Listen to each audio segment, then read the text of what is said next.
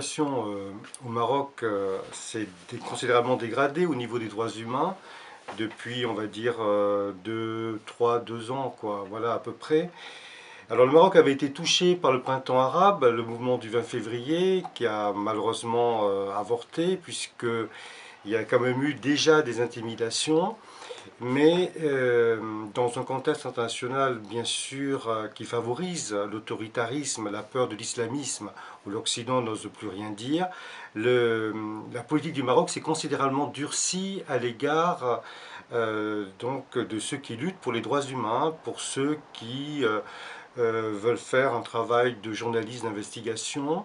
Depuis la déclaration, le discours du ministre de l'Intérieur au Parlement, où il s'adressait aux associations de défense des droits de l'homme en les considérant comme des associations qui travaillent pour des agendas de l'étranger, alors que ce sont des associations marocaines qui travaillent sur la problématique des droits de l'homme au Maroc, puisqu'ils défendent et ils font de la promotion des droits de l'homme au niveau national. Aujourd'hui, il paraît clairement que rien n'a changé quant aux pratiques despotiques de l'État marocain, notamment la répression, la question de l'impunité, l'injustice sociale qui devient de plus en plus marquante au pays, et aussi les lignes rouges toujours infranchissables. La situation aujourd'hui au Maroc est dramatique au niveau des libertés,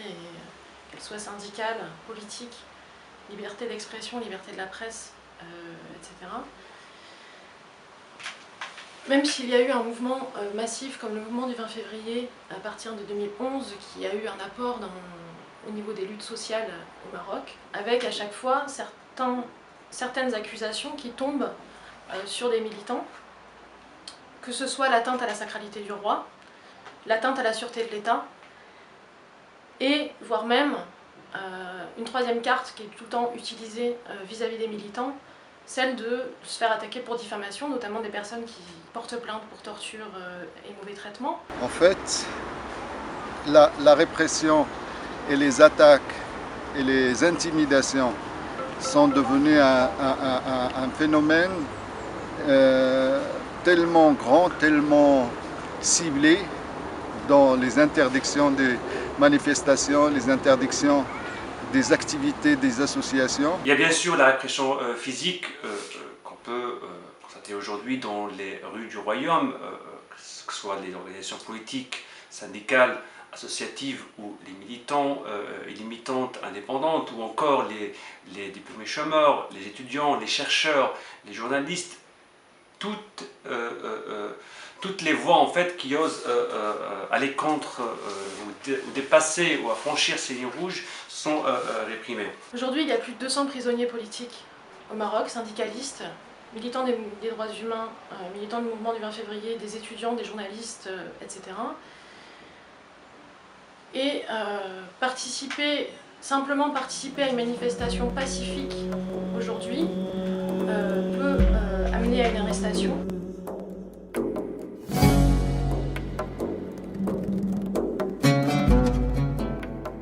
Dans la période où a régné Hassan II, c'était une répression frontale et brutale. C'était vraiment une lutte physique.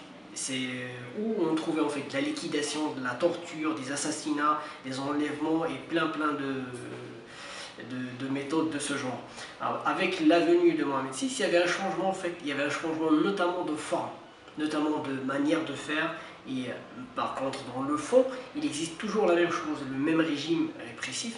Et on trouve même en fait les mêmes personnes au sommet de l'État marocain qui ont régné pendant le règne de Hassan II, c'est-à-dire les mêmes responsables des crimes, les mêmes responsables des assassinats, les mêmes responsables de torture. Mais il y avait un changement de forme, de manière de faire.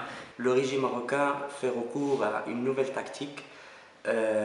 C'est une répression qu'on peut qualifier de soft, puisqu'il utilise une justice instrumentalisée, des procès, des fausses accusations. Pour objectif de déstabiliser ces militantes et ces militants, les dénigrer, des militantes et des militants qui subissent un harcèlement au quotidien, un acharnement. Cette répression, elle est insidieuse parce qu'elle n'est pas toujours frontale.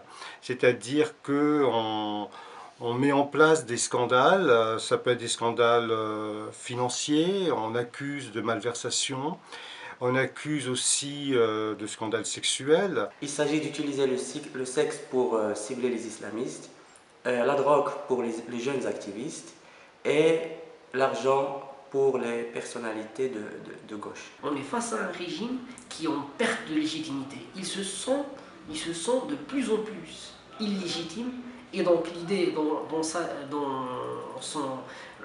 logique et dans son fonctionnement, il faut que les autres, c'est-à-dire les opposants, c'est-à-dire tous ceux qui le contestent, soient en fait illégitimes. Bien sûr, toutes ces accusations sont fausses. On sait très bien qui protège les réseaux de prostitution et on sait très bien aujourd'hui qui a gracié le pédophile Daniel.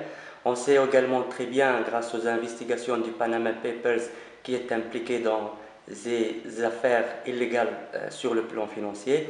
On sait très bien également à qui profite la drogue et les réseaux et qui protège les réseaux de prostitution à travers le pays. Et malheureusement pour nous, on devient dans une situation de régression telle que les autorités et entravent elles-mêmes la loi et organisent des opérations anticonstitutionnelles au niveau de la liberté publique et au niveau de la liberté des associations et du travail des associations des droits de l'homme. Je crois qu'il s'agit d'une politique d'usure qui vise notamment à dissuader toute organisation ou tout militant à franchir les lignes rouges imposées par l'État marocain.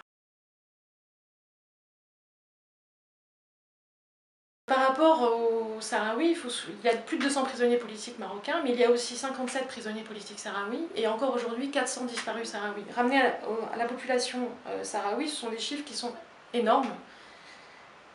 Et des défenseurs des droits humains sont d'ailleurs enfermés depuis 2010 et qui ont pris des peines allant jusqu'à la perpétuité. Et là, on passe aussi une ligne rouge, et ça nous rappelle clairement la situation des Ahmed Plon 62.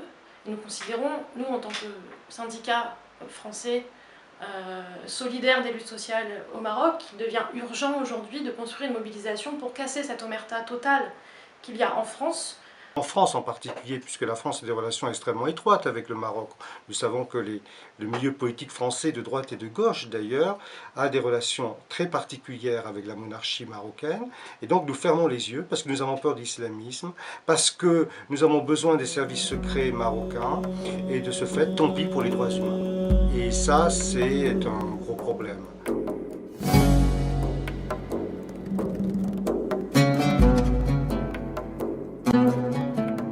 Je peux citer une centaine d'exemples, mais je pense qu'il y a des exemples plus marquants à l'image de, par exemple, de Wafa Sharaf, qui a subi une pression incroyable. Il a été enlevé, torturé. Le cas significatif récent d'un des militants les plus actifs du mouvement des diplômés chômeurs sahraouis, Brahim Saïka, qui s'est fait arrêter début avril suite à la participation à une manifestation, et qui a subi des mauvais traitements en détention et qui est mort 15 jours après son arrestation. Le cas de Mouad El-Haqq, le rappeur Mouad El-Haqq, qui est aujourd'hui en exil. Saïd Ziani, qui est militant du 20 février à Tanger, mais il y a aussi des journalistes, à l'image de Samad Ayesh, de Hicham Mansouri, de Ali Anouzra, ou des chercheurs comme Marty Mojib, qui subissent aujourd'hui un harcèlement incroyable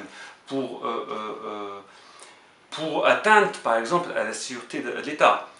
En plus des militantes et des militants, il y a aussi des organisations, à l'image de la NDH, qui a subi une répression incroyable pendant les 2 dernières années. Même avec les autorités marocaines, c'est que maintenant, ils ont pris l'habitude de outrepasser la loi et d'entamer des interdictions et des activités de répression illégales, que ça devient pour elles tout à fait naturel d'interdire contre la loi, contre le droit et contre la loi marocaine et contre la constitution marocaine une activité tout à fait légale. اسمع ولاد الشعب اسمع بلاد الشعب والمغساني يطلع برا والمغرب أرضي حرة والمغساني يطلع برا والمغرب أرضي حرة